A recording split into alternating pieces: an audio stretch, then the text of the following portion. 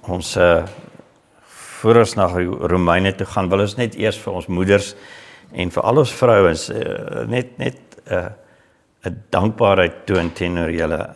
Dit is Moedersdag. Maar dit is nie net moeders nie, dit is alle vrouens. En ek het vir julle 'n spesifieke woord vanoggend uit die tweede brief van Johannes vir eerste vers sê, aan die uitverkore vrou en haar kinders. En ek wil julle vanoggend daarmee aanmoedig, vroue, dat julle is ook uitverkore. En julle lewer fisies kinders en geestelike kinders. En ons is dankbaar vir julle in ons midde. Mag julle geseënd wees in hierdie dag en groot bederf kry. Kom ons gaan na Romeine toe. Ons is in Romeine 5 vanoggend. Kom ons vra die Here om ons te help met sy woord. Here, dankie vir hierdie kosbare woord wat U vir ons gee. Dankie vir die bemoediging wat U daardeur bring, Here. Dankie dat ons weet, U is 'n standvastige God. En in Jesus Christus is ons versoen met U. Wil U U woord vanoggend neem, Here, en hierdie versoeningswerk vir ons nog meer vestig in ons harte en in ons verstand, sodat ons meer op U vertrou en blydskap en lof teenoor U toon. In naam van Jesus Christus alleen. Amen. Ons is nou in Romeine en ons kyk op hierdie stadium in Romeine na die evangelie uit God se oogpunt. Onthou dat in die eerste 3 hoofstukke het ons gekyk na die evangelie die mens se oogpunt uit. En dat ons daar besef het dat ons is skuldig voor God omdat ons sy waarheid onderdruk en dan hierdie verhouding met hom afbreek. Tot so 'n mate dat ons dan afhanklik is van hom, van God, om hierdie verhouding te herstel. En dit doen hy in Jesus Christus. En nou, hoe tree die Here dan nou op om hierdie herstel te bring? En dit het ons in hoofstuk 3, einde hoofstuk 3 vers, na hoofstuk 4, einde hoofstuk 4 gesien, waar ons gesien het dat God sien Jesus Christus as die enigste middel tot onskuld. So, ons enigste hoop is om in Jesus se opoffering vir ons, die feit dat hy in die kruis sterf, te glo. En dit bring ons tot regverdiging met God. God regverdig ons deur geloof. Soos God Abraham deur geloof geregverdig het. Dis die voorbeeld wat ons gesien het. En dit was so 'n wonderlike voorbeeld om deur te werk, dat ons kon sien hoe Abraham se geloof groei. God bring en bewys homself aan Abraham en so groei Abraham se geloof. Let op dat geloof uit God se oogpunt is. Die fokus van geloof is nie op my gerig nie. Is nie ek wat iets moet regkry nie. Maar is op God gerig wat homself bewys. En vir my is dit 'n proses van groei van my vertroue, opbou in God, soos die uitdagings kom en soos God standvastig bly in elke uitdaging. So geloof is 'n baie interaktiewe proses wat deur God gelei word. En die effek daarvan is nou vir ons onderwerp vandag. Wat gebeur as hierdie geloof in ons vestig? Hoe word ons blootgestel aan God se standvastige krag en liefde tot redding van sonde en die effek wat dit op ons het? Miskien help ons 'n voorbeeld of ons as ons hiermee begin. Dit is dalk soos 'n goeie langtermynbelegging. Jy neem jou besluit om te belê en jy belê met spesifieke doelwitte en dan wag jy. Jy verkoop nie as die bootjie 'n bietjie wankel nie, as dit 'n bietjie moeilik gaan in die ekonomie, dan verkoop jy nie alles nie. Maar jy bou voort, jy bly voortbou, jy's geduldig met hierdie belegging. Of raak jy dalk 'n bietjie ongeduldig en raak jy dalk 'n bietjie beangs en dan laat gaan jy dit. En as jy later dalk spyt. Kom ons lees wat Romeine 5 vers 1 tot 11 ons vandag leer. Romeine 5 vers 1 tot 11. Omdat ons dan nou op grond van geloof geregverdig is, het ons vrede by God deur ons Here Jesus Christus. Deur hom het ons ook in geloof toegang verkry tot die genade waarin ons vas staan. En ons jubel oor die hoop om deel te kan hê aan die heerlikheid van God. Maar dis nie al nie. Ons jubel ook oor ons verdrukking. Omdat ons weer weet, verdrukking bewerkstellig volharding, en volharding lei tot beproefdheid, en beproefdheid tot hoop. En hoop beskaam nie. Want God se liefde is in ons harte uitgestort deur die Heilige Gees wat aan ons gegee is. Toe ons nog swak was, het Christus immers op die regte tyd vir goddeloses gesterf. 'n Mens sal beswaarlik vir 'n regverdige mens sterf. Maar, dalk sal nog die moed, 'n mens sal dalk nog die moed hê om vir 'n goeie persoon te sterf. God bewys egter sy liefde vir ons daarin dat Christus vir ons gesterf het toe ons nog sondaars was. Hoeveel te meer sal ons dan deur hom van die oordeel gered word, nou dat ons deur sy bloed geregverdig is. As ons, toe ons nog vyande was, met God versoen is deur die dood van sy seun, hoeveel te meer sal ons deur sy lewe verlos word, nou dat ons met hom versoen is. Maar dis nie al nie.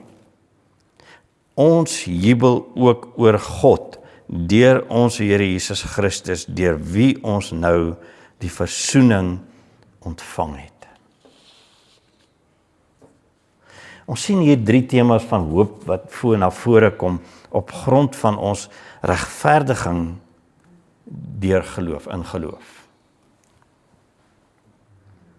Eerste 5 verse wys vir ons hoop wat God se krag tot genade betref. En dan vers 6 tot 8 sien ons die hoop in God se onbaatsigtige liefdeskrag. En dan derdens, die vers 9 tot 11 sien ons hoop in God se deurlopende liefdeskrag. Dis alles God se krag wat ons vanoggend sien. Ons hoop eerstens wat God se krag tot genade aanbetref. Eerste 5 verse. In vers 2 sien ons, Paulus neem nou sy stelling oor geloof wat ons vryspreek in hoofstuk 4 vers 25 en koppel dit weer aan ons verhouding met God. Vers 4 vers 25 het hy gesê, hy is ter wille van ons oortredings oorgelewer en ter wille van ons regverdigmaking opgewek. Dis Jesus Christus waarvan hy praat. Die sterwe en die opwek van Jesus Christus. En dit maak Jesus Christus se werk 'n realiteit. En nou sê hy die volgende, vers 1 van hoofstuk 2, van hoofstuk 5. Omdat ons dan nou op grond van geloof geregverdig is, het ons vrede by God deur ons Here Jesus Christus.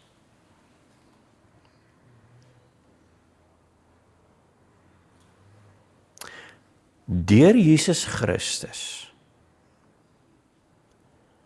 wat nou ons Here is, en ek wil hê jy moet dit oplet. Hy is nou ons Here, volgens hierdie vers. Het jy vrede met God.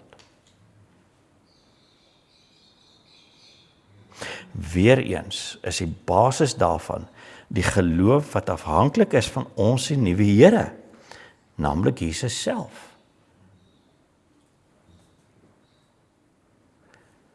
En Paulus sê ons kan dus vas staan op God se genade vir ons deur die werk wat Christus gedoen het. En dit lei tot 2 uitvloeisels van hoop onmiddellik vir ons opgestel.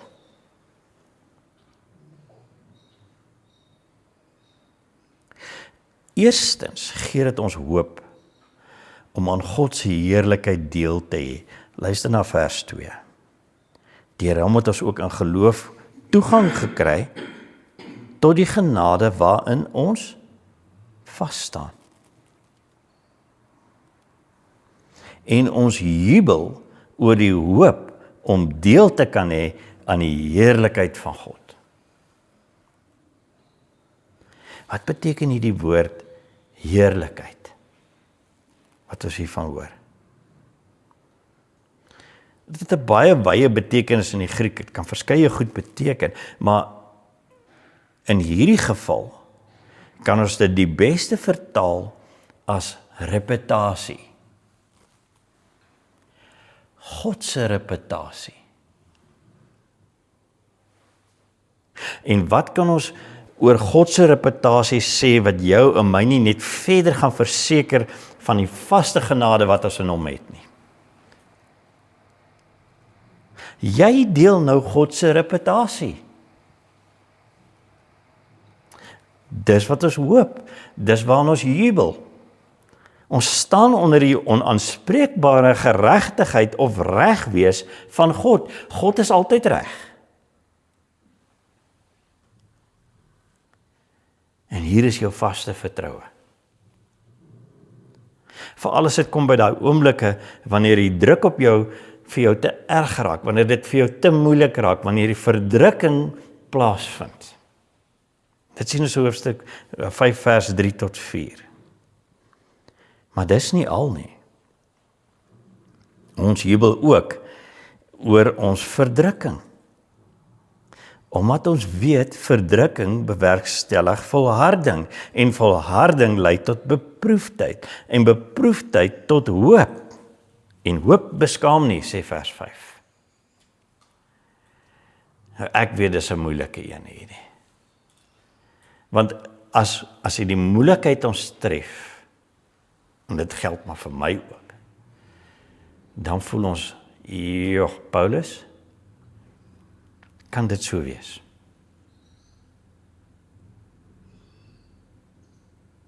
Maar deur ons hoop in God, se genade, ontwikkel ons die vermoë om in geloof te volhard as God sy geloof, ons geloof in hom elke keer met beproefdheid na vore bring. Dit is waar.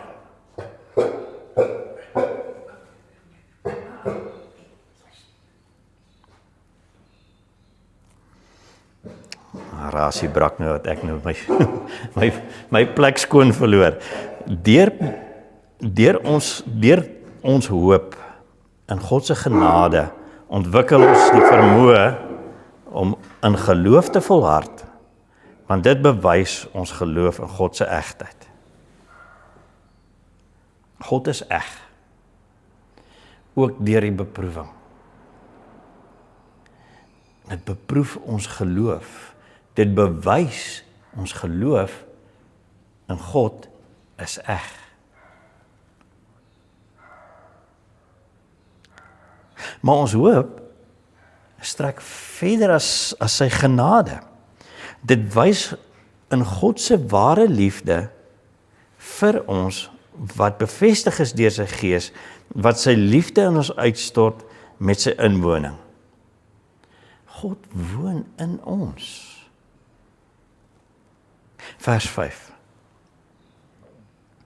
En die hoop beskaam nie, want God se liefde is in ons harte uitgestort deur die Heilige Gees wat aan ons gegee is.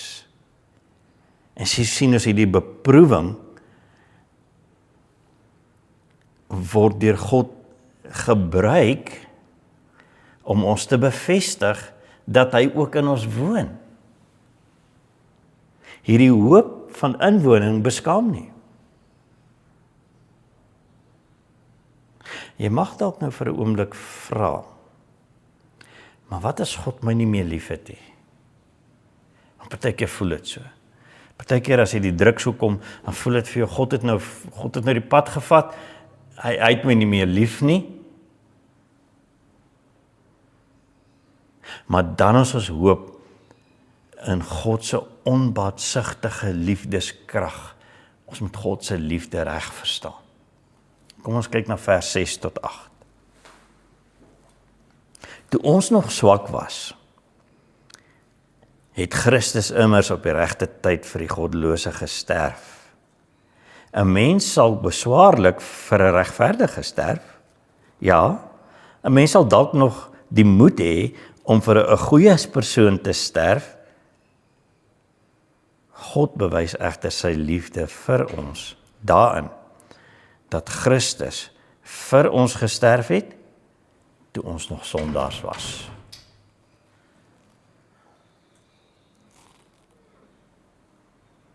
Kom ons bepaal vir 'n oomblik waar God se liefde se oorsprong vir ons lê. Vers 6.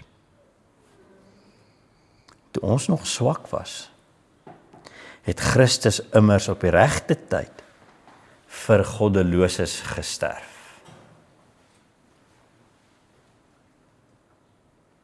Ons was nog hulpeloos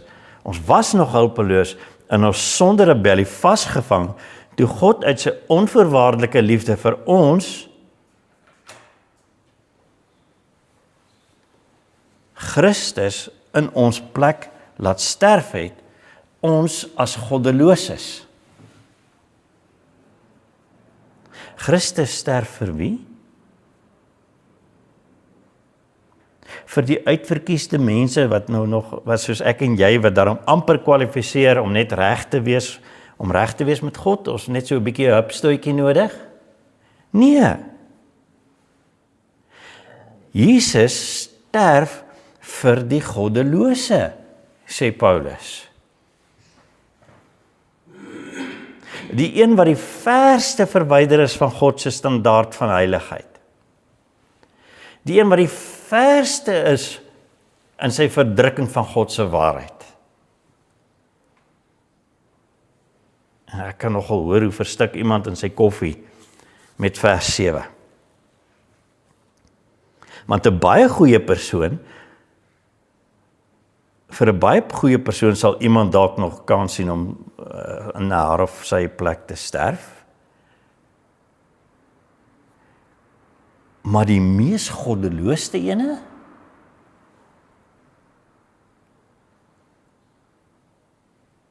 en dan begin iets in my agterkop knaag, dalk is ek hierdie goddelose ene? Is dit dalk ek? Maar God bewys sy onbaatsigtige liefde, wat heeltemal eensydig in oorsprong is. So hy neem jou, hy red jou, hy regverdig jou, en hy bewys jou geloof in hom, want hy woon in jou. En dit is hoe liefde vir jou, wat God gewys het, lyk. In vers 8 sê hy, God het bewys egter sy liefde vir ons, daarin, dat Christus vir ons gesterf het, toe ons nog sondaars was.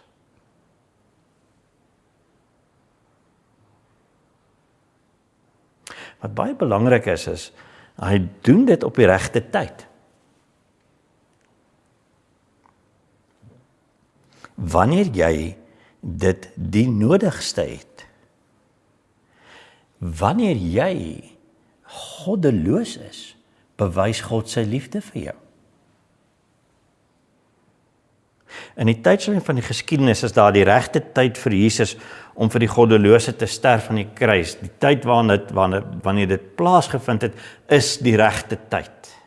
Maar in elke goddelose se lewe is daar die regte tyd om te ervaar dat Jesus uit liefde vir hom of vir haar gesterf het en opgestaan het.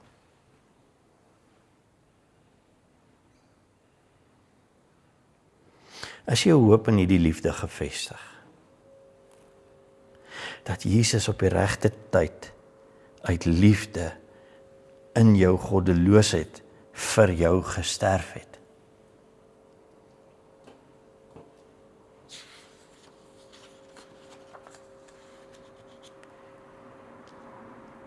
Maar hierdie liefde stop nie net by die kruis nie. Hierdie liefde is ons derde punt.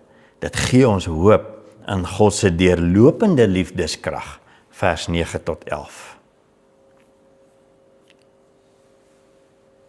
Vers 9 tot 10 sê die volgende: Hoeveel te meer sal ons dan deur hom aan die oordeel van die oordeel gered word, omdat ons deur sy bloed geregverdig is.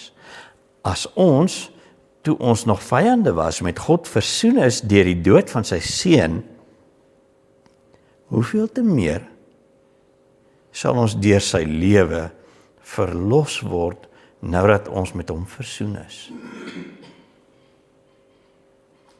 God belê in ons uit liefde vir ons met Jesus se opoffering, sy bloed. Reeds wanneer ons op ons goddeloosste is, het ons gesien. Hoekom sal hy dan nie sy belegging beskerm en jou tot 'n volwaardige herstel en ontsnap van sy oordeel bring nie? Ons is weer terug by die belegging. Ek en jy mag dalk vrees en ons belegging laat gaan, maar God vrees nooit en hy laat nooit sy belegging gaan nie. En Paulus gebruik 2 uitroeptekens hier in vers 9 en in vers 10. Een vir die feit dat ons geregverdig is en daarom sal God ons ook uit die oordeel red, hoof uitroepteken net daarso.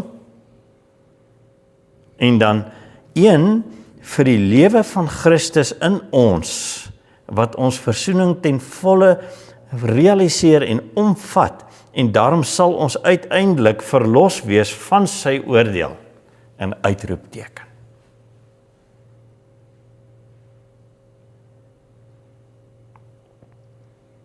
Hoekom voel Paulus so sterk hieroor, dat hy uitroeptekens gebruik? Wel, God maak sy belegging in sy seun se dood vir ons, en in sy seun se lewe in ons.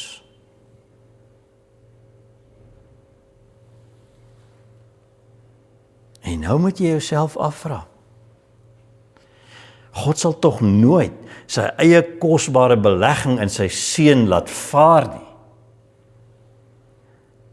Hy sal nie sy seun aanraak en laat verval nie.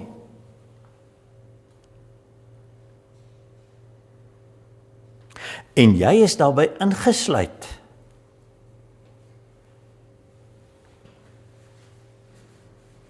Dit laat ons weer eens jubel oor God se uitmuntende liefde wat aan ons bewys is in die versoening wat ons ontvang in Jesus Christus en op 'n elke daglikse basis ervaar. Want jou hoop is op 3 plekke verseker vanoggend in hierdie teks as ons so oor die hele stuk gou gegaan. Jou hoop is verseker in God se reputasie, het ons gesien, vers 2. Jou hoop is verseker onder druk, want God bewys jou geloof in hom daardeur, vers 4. En jou hoop is verseker deur sy gees, wat soos bloed in jou vloei, deur liefde, vers 5.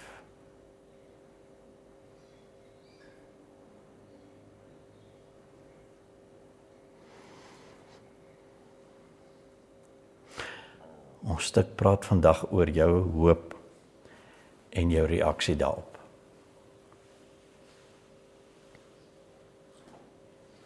Waarop plaas jy jou hoop? En wat is die effek daarvan op jou? En nou is ons in die moeilikheid. As ek so na my week kyk wat verby is, watter insidente staan vir my uit? En waarin was my hoop en my blydskap in daardie insident opgesluit?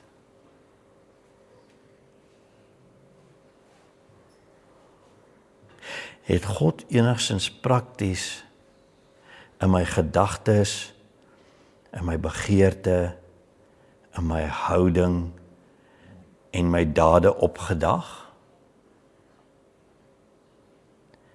Het ek daarin gehoop en gejubel?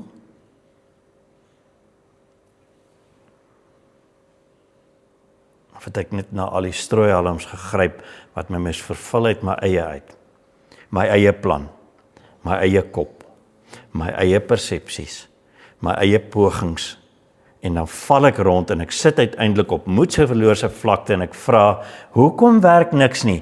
Hoekom maak niks sin nie?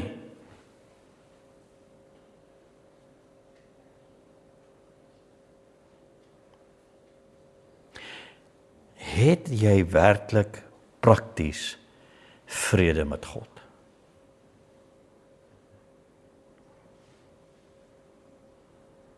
Ek weet nie van jou nie, maar ek het weekliks hierdie tipe krisisse op hande. Dit gebeur elke week. En dan breek 'n mens se vreugde af en jy raak wanhoopig.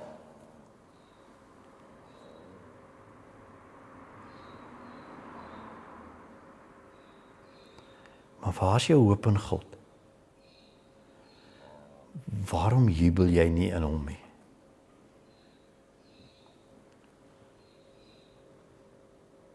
Hy is standvastig. En sy liefde is bewys.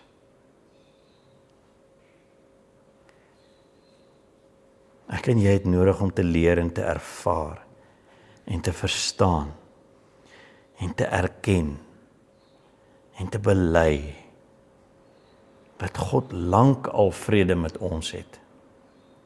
Hy is lief vir ons. Maar ons drentel nog met 'n kop van wanhoop rond. Het het nog nie ingesink nie.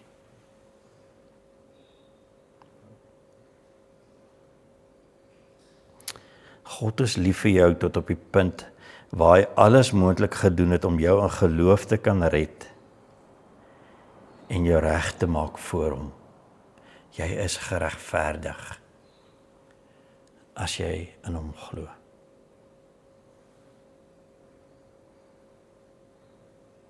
As jy nie in hom glo nie, dan is daar hierdie oproep vanoggend.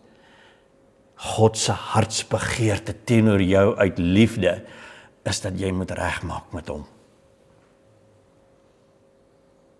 Vertrou hom daarvoor. Hy het in jou belê.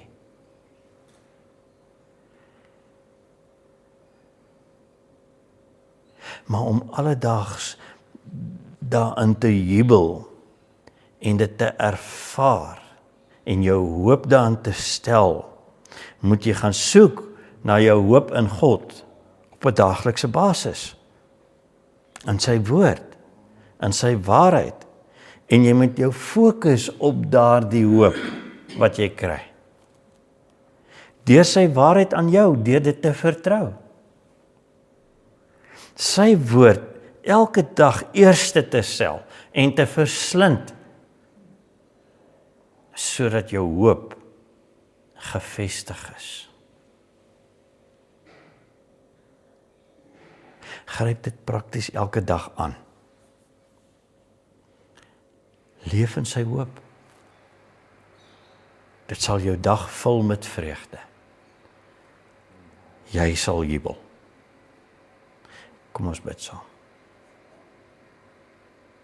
Here, ons dae is so de mekaar.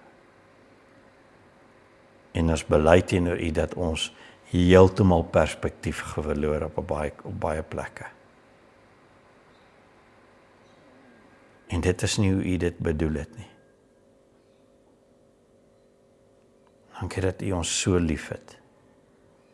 Dankie dat ons soveel genade ontvang het, waar ons kan vas staan, Here, dat ons kan jubel en ons kan hoop, elke dag, aan die beproewings, want U het alreeds ons lief gehad toe ons sondaars was.